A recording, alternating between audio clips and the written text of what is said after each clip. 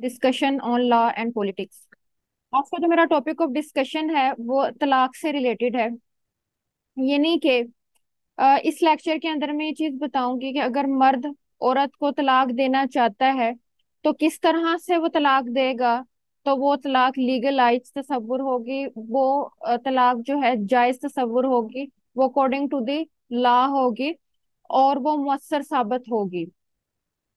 तो सबसे पहले तो बात ये आती है कि कोई मर्द जो अपनी बीवी को तलाक देने का ख्वाहिशमंद हो, तलाक का किसी तरीका से ऐलान करने के बाद जितनी जल्द मुमकिन हो सके चेयरमैन को ऐसा इकदाम उठाने की बाबत बजरिया तहरीरी नोटिस मुतला करेगा और इसकी एक नकल बीवी को भी इरसाल करेगा। अब सबसे पहले चीज ये आती है कि एक मर्द जो है उसने सोच लिया है कि भाई मैंने बीवी को तलाक देनी है। तो उसने ये चीज करनी है कि सिर्फ तलाक देना बाय वर्ड्स हो या तहरीरी नोटिस, जो तरीका उसने इख्तियार करना है उसके अंदर उसने चेयरमैन काउंसिल को भी ऐड करना है। उसने चेयरमैन काउंसिल जो है उसको भी वो एक नोटिस उसको भिजवाना है और बीवी को अरसाल करवाना है। ठीक है। तो इस तरह से ये तस्वुर होगा कि उसने पहली तलाक का नोटिस भिजवाया। दूसरा ये है कि अगर वो चेयरमैन कौंसल को एक्नॉलेजमेंट नहीं करता, यानी कि वो चेयरमैन को पार्टी नहीं बनाता, वो चेयरमैन को नोटिस अरसाल नहीं करता, तो इसकी तौर पर बकायदा सजा है, जो कि कैद की सजा भी है और जुर्माना की सजा भी है।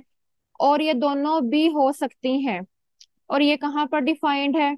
ये है मुस्लिम फैमिली लॉज ऑर्डिनेंस 1961 के अंदर, कि अगर मर्द चेयरमैन को एक्नॉलेजमेंट नहीं देता, उसे नहीं बताता, मुख्फी रखता है और फिर तलाक भी देना चाह रहा है, तो बकायदा तौर पर इसकी सजा है, जो कि 1 साल तक कैद और जो जुर्माना है वो तकरीबन 5,000 रुपए तक हो सकता है।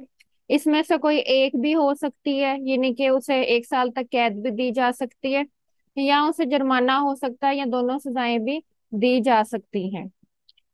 अच्छा जी। अब इसके बाद जो चीज आती है वो ये है कि पहले नोटिस के देने के बाद अगले जो दिन काउंट किए जाते हैं वो 90 डेज होते हैं।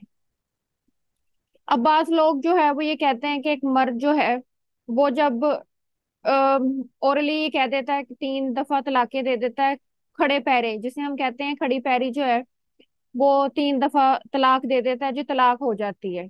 अक्सर हमारे ड्रामा सीरियल्स, हमारी जो ये शोबिस इंडस्ट्री है, इसमें ऐसी ही तलाकें दिखाई जाती हैं। तो लोगों के दिमाग में ये गुमान बहुत ज्यादा है कि जी ऐसे तलाक हो जाती है। लेकिन अकॉर्डिंग टू लॉ ये चीज कही गई है कि 90 डेज जो हैं वो जरूरी है। अगर 90 डेज का आप टाइम पीरियड नहीं डालते तो वो तलाक मुअस्सर साबित नहीं होती। अब इन 90 डेज के अंदर यूनियन काउंसिल क्या करती है, ठीक है, आप क्या करते हैं और इस्लामिक कॉन्सेप्ट क्या है?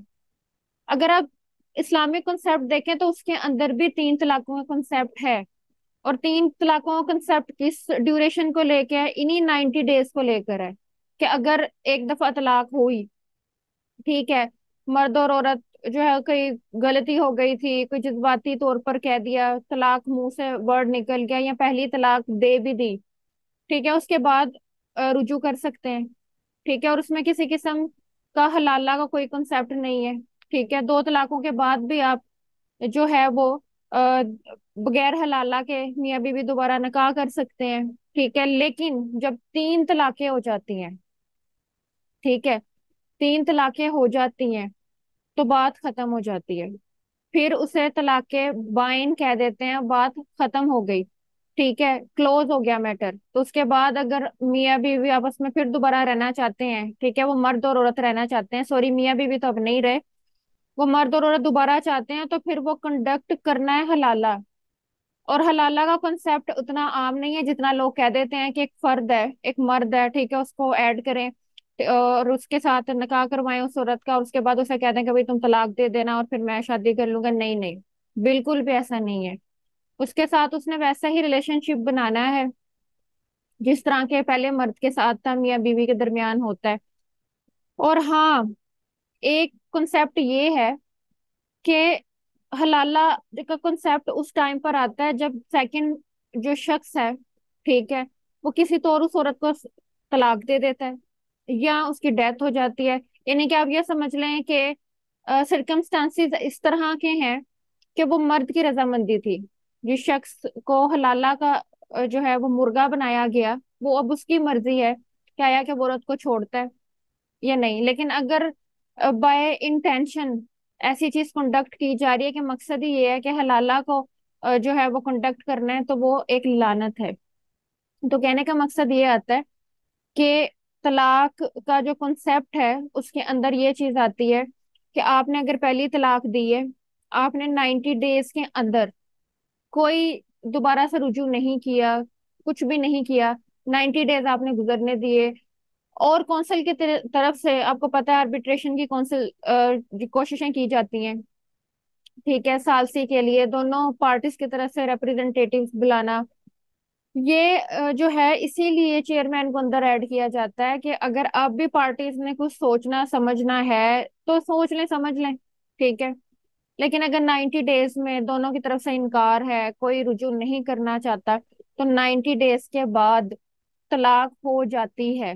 चाहे आपने पहले फर्स्ट नोटिस दिया था, तलाक जो है वो कंडक्ट हो जाती है। 90 डेज की खामोशी कि दोनों पार्टीज ने किसी ने कोई ऐसी बात नहीं की, कोई जो है वो दोबारा से नहीं रहना चाहता, तो क्या मकसद है कि वो तलाक हो जाती है। तो ये कॉन्सेप्ट 90 डेज का कॉन्सेप्ट बहुत ज्यादा असेंशियल है। अब ये पूछा जाता है कि ये जी यहाँ पर इस्लाम कहता है कि जी 90 डेज की जरूरत नहीं है, तो ये कॉन्सेप्ट ही हमारा इस्लामिक है, ठीक है। 90 डेज का कॉन्सेप्ट इस्लामिक है। एक सबसे बड़ी इसके पीछे वजह ये है कि औरत की कैपेसिटी देखी जाए, क्या आया कि वो किस सूरत में है, आया कि वो प्रेग्नेंट है, वो हमल में तो नहीं है। अगर ऐसा है कि वो प्रेग्नेंट है और तलाक जो है वो दी गई थी, तो वो मसर नहीं होगी। उतने टाइम ड्यूरेशन में उसका हमल सामने आ जाता है, क्या आया कि वो प्रेग्नेंट है नहीं, और जब तक सारा मामला कंडक्ट ना हो जाए, ठीक है, एंड तक, तब तक तलाक नहीं हो सकती। तो ये सारी चीजें जो हैं ये 90 डेज के टेन्योर में देखना जरूरी होता है।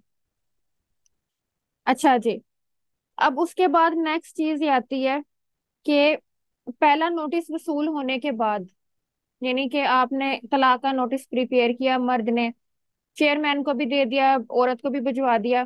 तो चेयरमैन को भिजवाने का मकसद, अगेन मैं फिर बार बार आपको बता रही हूँ कि आर्बिट्रेशन करवाना है, कि मुसालिहत की तरफ जो है वो दोनों पार्टीज को बुलाने का कॉन्सेप्ट है।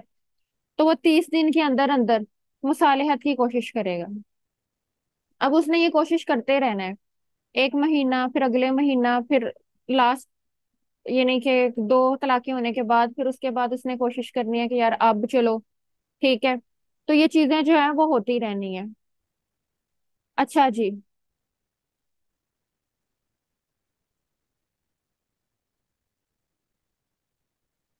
अब इसके अंदर बहुत अहम क्वेश्चन आता है कि जी अगर दो तलाकें हो जाएं, ठीक है। अब ये कॉन्सेप्ट मैं थोड़ा सा आपको बड़ा अच्छे अंदाज में बयान करने की कोशिश करूंगी कि एक कॉन्सेप्ट है हलाला का, और एक कॉन्सेप्ट है दो तलाकों के बाद जब शादी होनी है, ठीक है, यानी कि दो तलाकों के बाद मर्द और औरत के दरमियान रुजू के दरवाजे खुले हैं, तो वहां पे हलाला की जरूरत नहीं पड़ती, ठीक है। अक्सर अब ये कानून भी वकला हजरात सजेस्ट कर रहे होते हैं उन लोगों को कि जिनकी 3 तलाकें हुई होती हैं, तो वह कहते हैं कि नहीं जी हलाला की जरूरत नहीं है।